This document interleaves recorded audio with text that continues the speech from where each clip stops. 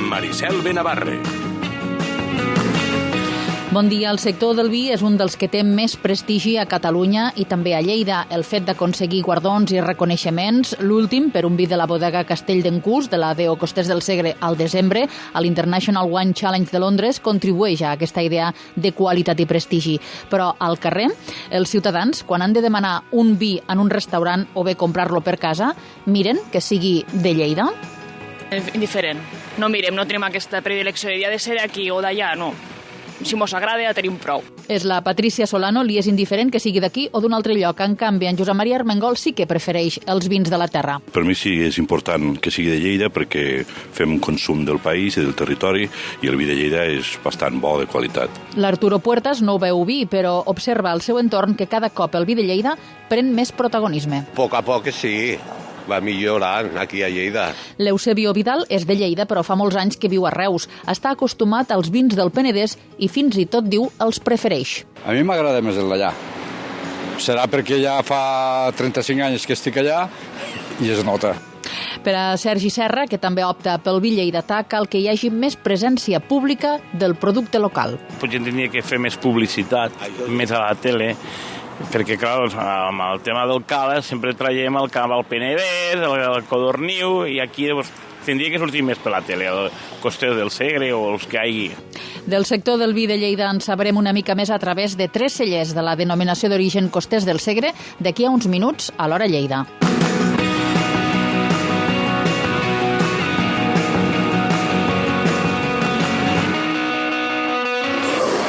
2 minuts per sobre de 2:15. A Ser Catalunya, Hora Lleida.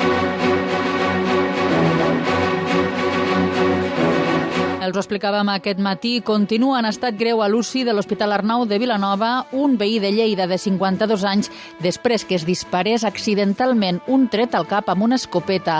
Passava dissabte a la nit durant una festa en una torre a la partida de Butzènit, a la capital del Segrià. Bàrbara Villuendas. El ferit estava manipulant l'arma durant un sopar amb una colla d'amics en una torre de Butzènit quan, per causes que s'investiguen, se li va disparar al cap. Els Mossos d'Esquadra donen per fet que es tracta d'un accident després d'haver pres declaració a tots els testimonis que hi havia a la festa. L'escopeta és de caça, però té una munició especial, com una mena de projectil de goma que se sol utilitzar per espantar animals dels conreus. El projectil se li va incrustar al crani i van haver-lo d'operar d'urgència per extreure-li. L'home, veí de Lleida i de 52 anys, es troba ingressat a la UCI de l'Hospital Arnau de Vilanova en estat greu, segons han confirmat fonts del centre. Hora Lleida.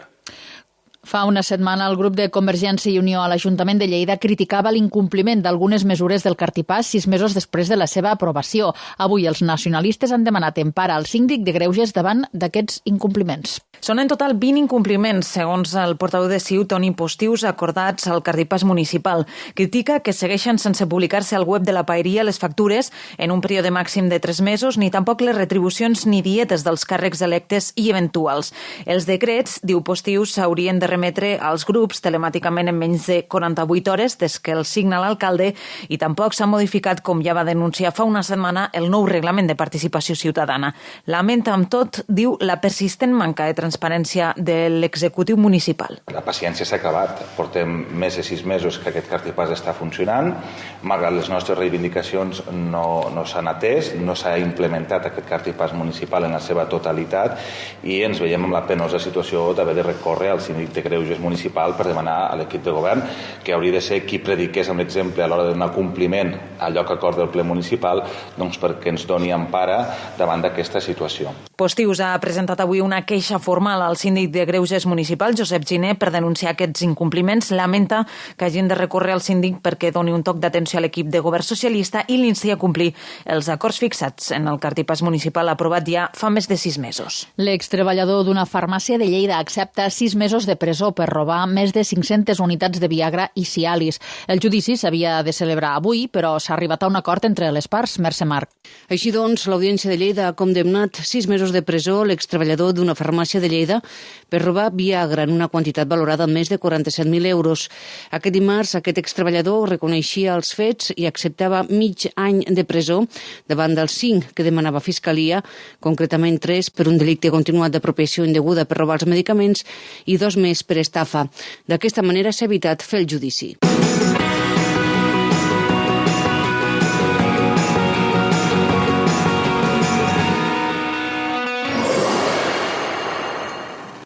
El sector del vi a les comarques de Lleida fa anys que aposta més per la qualitat que no per la quantitat, conscient de la limitació del seu volum i de la seva projecció. De fet, l'última campanya, la de 2014-2015, té la qualificació d'excel·lent. I és que són més de 4.000 hectàrees les que conformen la DO Costers del Segre, l'àrea productora de vi de les comarques de Lleida i que concentra gairebé el total de la producció de vi a Ponent. La campanya passada van produir 98.474 hectòlitres, un 4% menys que l'any anterior. El mercat interior concentra 3/4 parts de la venda de vi, mentre que l'exportació, que és una opció en altres àmbits productius de Lleida, va registrar un descens important fa 2 anys, passant de 20.000 als 11.000 hectòlitres. Actualment hi ha 523 viticultors dins de la DO Costers del Segre. Són un 38% menys que fa 20 anys. Fem una radiografia del sector a Lleida amb Mercè Marc i Bàrbara Villuendas. Menys viticultors, però més cellers. Tot i que en aquestes 2 dècades s'ha passat de 850 a 523 viticultors dins de la DO, s'ha duplicat, però, el nombre de cellers. Bodegues. Ara formen part de Costers del Segre un total de 41 bodegues. Pertanyen a les 7 subzones de la DO. Segrià, Raimat, Artesa de Segre, Urgell, Garrigues, Pallars i Valls del riu Corb. Superfície. Segons dades facilitades per la DO, l'última campanya, la del 2015, hi havia una producció total de 4.172 hectàrees de vinyes. Evolució. Des de que es va crear a finals dels 80 fins ara, l'increment de la superfície productiva no ha estat molt rellevant.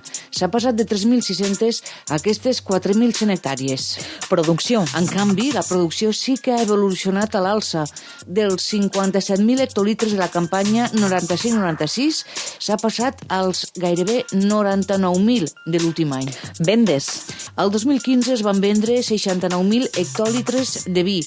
De tots ells, 38.000 es van vendre a doll, és a dir, sense embotellar. I de la resta, 31.000 al mercat interior, Catalunya i la resta de l'Estat.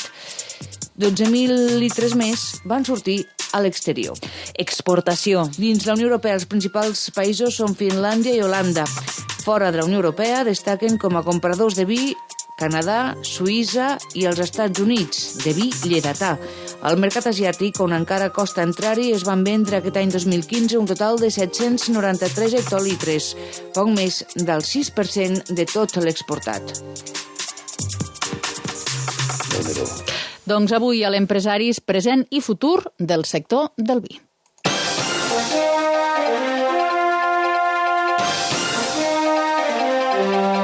I per tenir aquesta visió tant del present com del futur ens acompanyen a l'estudi gent que hi entén. En Xavier Cepero, director general del grup Tomàs Cosiner, bon dia. Hola, bon dia. La Judit Sogas, de la bodega Rubió de Sols de Foradada, benvinguda. Bon dia.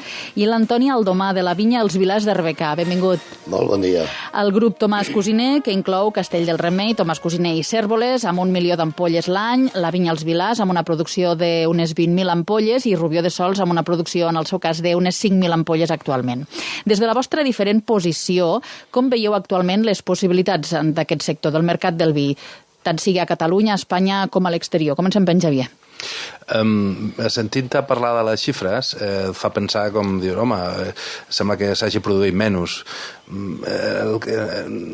Sí que és veritat que s'ha produït una mica menys, però també és veritat que s'ha produït menys perquè el consum global de la gent és baix, ha baixat. El consum de vi en general, Espanya està en uns 16 litres per habitant.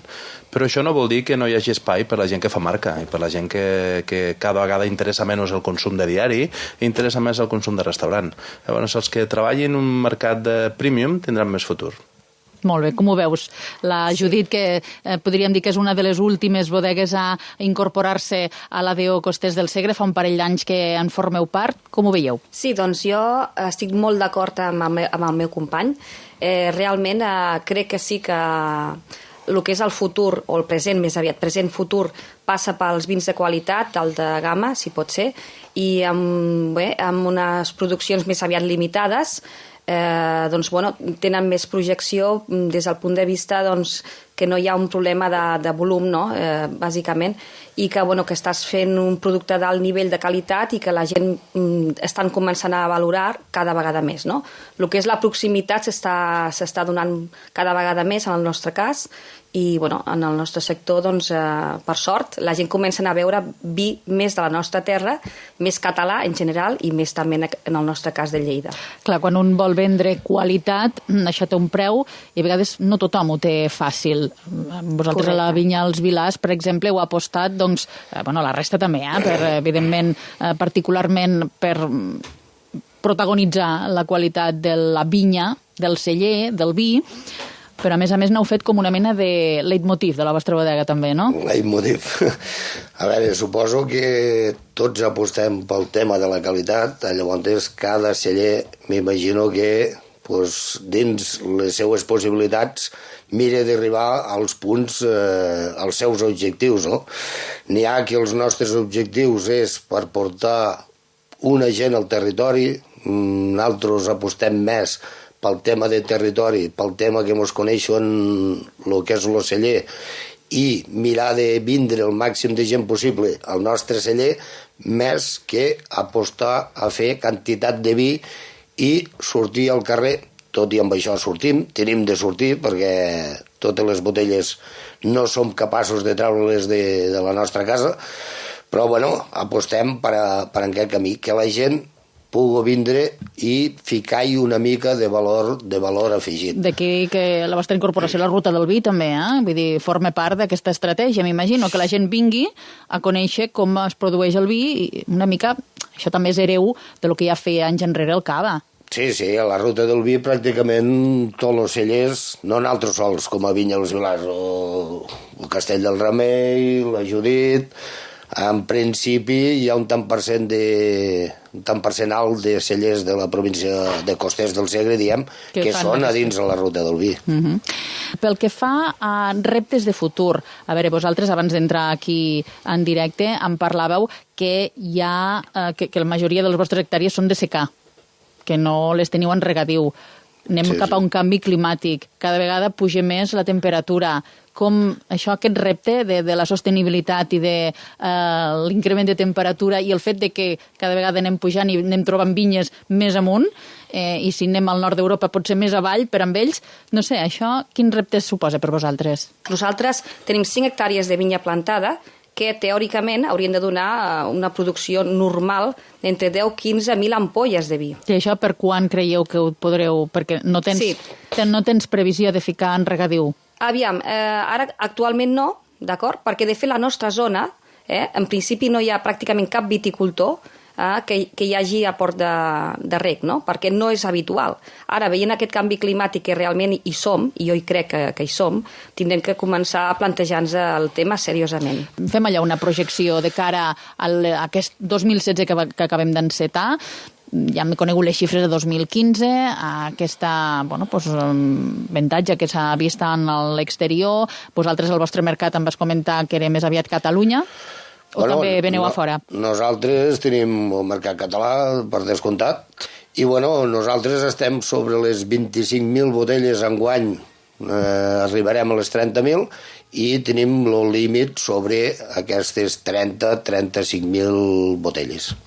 I de cara a mercat, cap a on aniràs? És a dir, aquest any o l'exportació cap a on la feu vosaltres? Enguany nosaltres hem fet unes projeccions al mercat alemà i el 2016 tenim un petit contacte a la part dels Estats Units.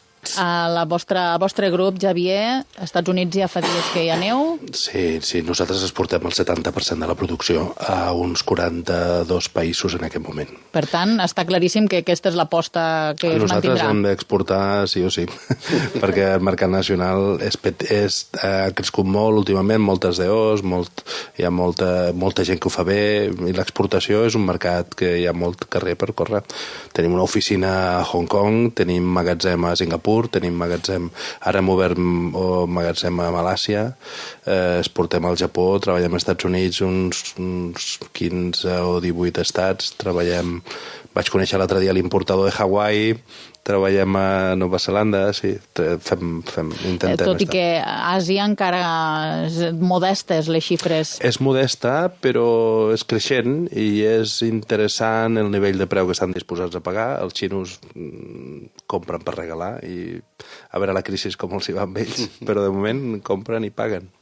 I acabem amb la Judit, en el vostre cas, doncs reforçar el que tenim, no? Les comarques de Lleida com a client, no? Bueno, nosaltres en sí, clar, amb la producció tan limitada hem anat principalment a Lleida província en general. També hem anat més que per zones, també per llocs molt concrets, perquè volem posicionar el nostre producte i fer marca, d'acord? El que sí que el nostre objectiu ja és ampliar una miqueta més i anar amb altres mercats amb altres províncies catalanes, com ara Barcelona, Girona, Tarragona, doncs comencem a obrir mercats. Hem volgut parlar d'aquest sector del vi tan important també a les comarques de Lleida. Moltíssimes gràcies, senyors. Fins una altra. Gràcies a vosaltres. Bon dia.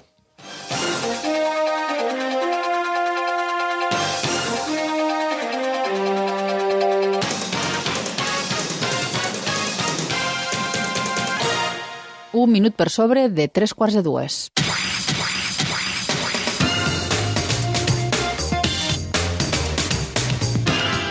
Treballar en xarxa entre totes les administracions, amb col·legis professionals, organitzacions agràries i veïnals i forces de seguretat per evitar que a l'estiu hi hagi temporers deambulant pels carrers de Lleida en recerca d'una feina de cara a la campanya d'aquest estiu. Es vol solucionar el problema d'aglomeració de persones en places i carrers, especialment al centre històric. Mercè.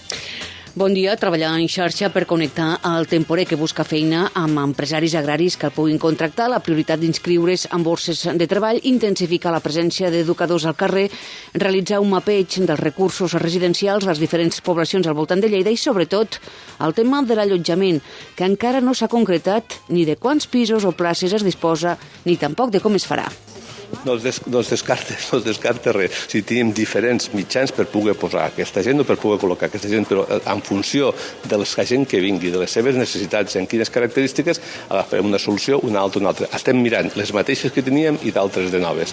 Però, com podeu comprendre, no direm ara que en tenim 100 places aquí, 50 allà o 4 aquí, però estem buscant les mateixes que teníem, que en teoria donaven la capacitat i el dret a sostre, però n'hi ha altres noves per poder-les incorporar si ens fessin falta, tot i que pensem que vindrà menys gent.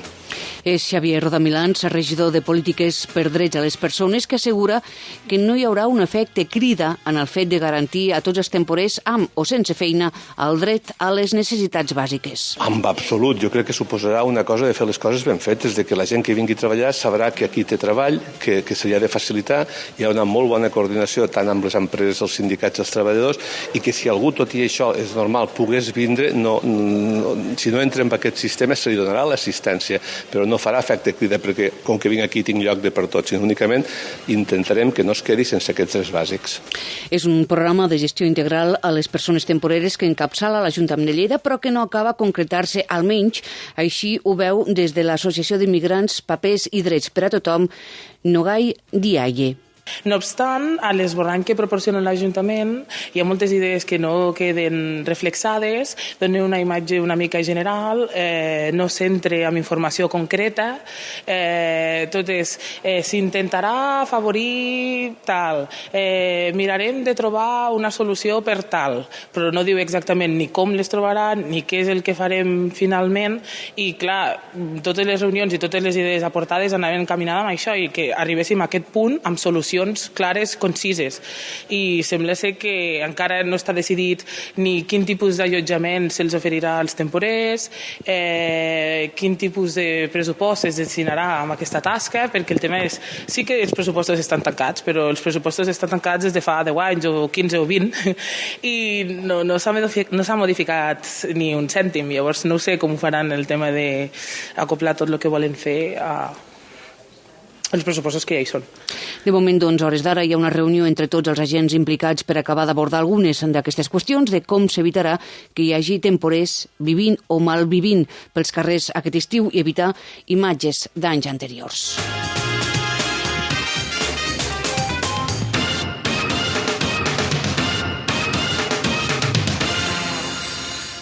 Hora Lleida. Gairebé 10 minuts falten per les 2. L'Hospital Arnau de Vilanova de Lleida ha presentat una denúncia al jutjat contra un auxiliar d'infermeria del centre per intrusisme després d'haver injectat, presumptament, una substància desconeguda a un pacient quan no tenia autorització per fer-ho. Bàrbara. La denúncia la va presentar el mateix hospital contra un auxiliar d'infermeria el passat 4 de gener davant el jutjat de Guàrdia de Lleida, el jutjat d'instrucció número 1, segons han confirmat fonts judicials que ha obert diligències. Els fets es remunten aquell mateix dia, 4 de gener, pel que sembla, un pacient d'edat avançada es trobava al servei d'urgències de l'hospital. La seva família el va deixar sol un moment i en tornar es van trobar amb un home amb bata blanca que els va dir que s'havia posat molt nerviós i que l'havia subministrat un calmant. Als pocs minuts el pacient va entrar en coma i es va haver d'aplicar-li un tractament perquè es recuperés. La persona que va subministrar el suposat calmant és un auxiliar d'infermeria que no té autorització per administrar aquest medicament. Cap medicament, de fet, és una tasca reservada al personal d'infermeria. El pacient s'ha recuperat i va rebre l'alta als pocs dies. Ara, a petició del jutjat, els Mossos d'Esquadra van anar a l'hospital a recollir i custodiar una mostra de sang del pacient, a qui hauria injectat una substància per portar-la als laboratoris i poder confirmar de què es tracta. Segons fonts judicials, el jutjat que instrueix la denúncia està a l'espera de conèixer els resultats d'aquestes analítiques. Des de l'Hospital Arnau de Vilanova eviten fer cap comentari sobre aquest assumpte, tot i que hem insistit en conèixer la seva versió o valoració. Diuen que no pensen fer per ara cap declaració ni comentari. Malgrat això, estarem pendents d'aquest assumpte.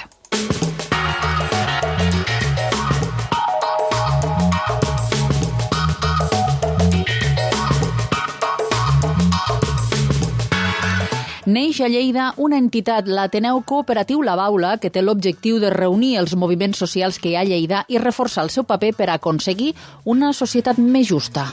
Hereus de les aparegudes Maranya i Ocell Negre, els membres de la Baula, que volten la trentena, creuen que a Lleida li fa falta un espai ideològic i també físic que funcioni com a crisol dels moviments socials. Arran de les retallades s'han creat a les marees plataformes cíviques com la defensa dels afectats per la hipoteca i altres corrents que busquen la complicitat de la ciutadania per fer sentir la seva veu. La Baula vol aglutinar tots aquests moviments socials perquè el que reclamin tingui més ressò. Avui ens acompanyen a l'estudi en Marc Herrero, en Gerard Raimat i el Gerard Penedès. Què tal? Bon dia. Hola, bon dia. Com a primer objectiu el que estan és buscant un local per tal de fer possible aquesta aglutinació. La Baula neix com una necessitat, pensem nosaltres, els seus membres, de poder aglutinar i organitzar els diferents moviments socials que hi ha a Lleida i que tinguin un punt de referència i que entre ells mateixos les pròpies inèrcies que es puguin tindre dins d'aquest espai puguin sorgir nous projectes i puguin col·laborar entre ells i de moment estem treballant en aquesta tasca de buscar un punt estratègic al centre de Lleida. Aquest local l'esteu buscant per llogar-lo, per comprar-lo, perquè us el cedeixin? De moment, en principi, estem buscant un local per llogar. Si és amb opció de compra, millor. Llavors, allà en aquest local, quin tipus d'activitats creieu que es podrien arribar a fer? En principi, les activitats que s'hi poden arribar a fer queden molt obertes. Dependrà de la gent que formi part de la pròpia baula. Nosaltres ens agradaria que hi hagués molta activitat, tant com sigui possible, però al final serà la pròpia assemblea del local i els propis moviments i persones individuals que estiguin participant del projecte els que decidiran i li donaran vida a l'espai. Quan parlem de moviments socials, ens pots posar algun exemple? Ens podeu posar algun exemple d'entitats que responguin a moviments socials que són susceptibles de venir a la cooperativa La Baula a participar d'aquestes activitats? Pues en general, totes les marees, tots els moviments socials que han nascut aquests últims anys, com a resposta a mancances diverses, marees, associacions de barri i altres tipus d'entitats que tenen com a base el treball per a la societat, no? des del punt més baix i per a tothom, sense fer cap tipus d'exclusió ni sigui per economia, ni per ètnia, ni res. És un treball molt dedicat a les bases. Creieu que potser ara la gent, les marees, no? Que són de tots colors, no cal repetir-ho, aquests moviments socials com la plataforma dels afectats de la hipoteca i altres entitats que podrien respondre a moviments socials, estan treballant de forma massa dispersa i creieu que s'haurien de coordinar d'alguna manera per obtenir què? Si és que sí, per obtenir què? Bé, la paraula coordinar, la base tampoc està... la baula no està per coordinar cap tipus de moviment social que ja estigui funcionant, de la mateixa manera que no només serem receptors de moviments socials, també serem receptors de gent individual que posteriorment esperem se sumi amb algun d'aquests moviments ja existents.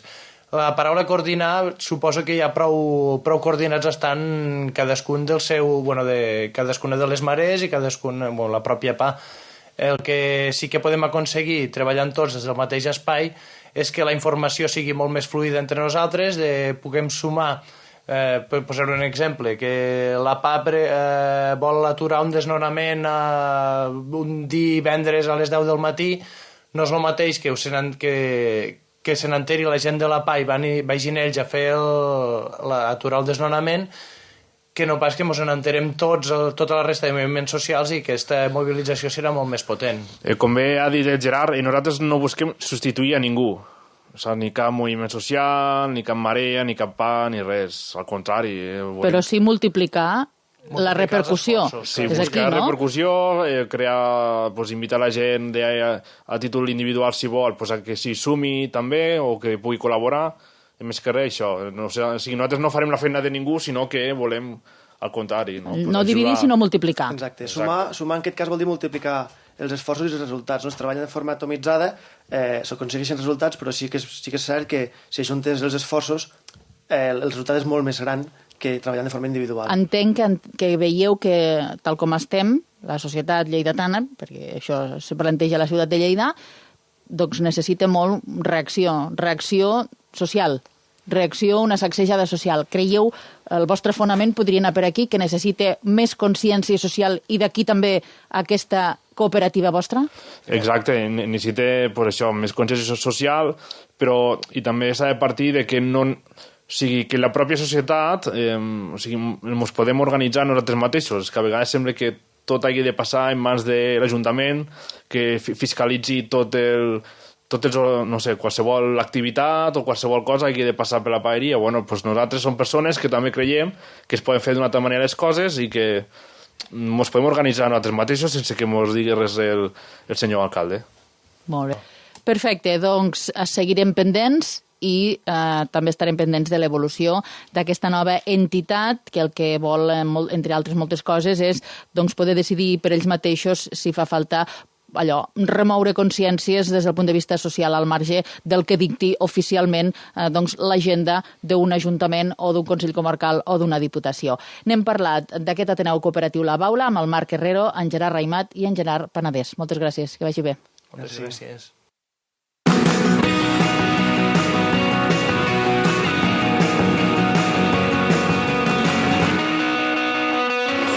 La carpeta. I ja hem arribat al moment de la proposta cultural, videoprojecció d'art urbà romanès al Cafè del Teatre de l'Escorxador.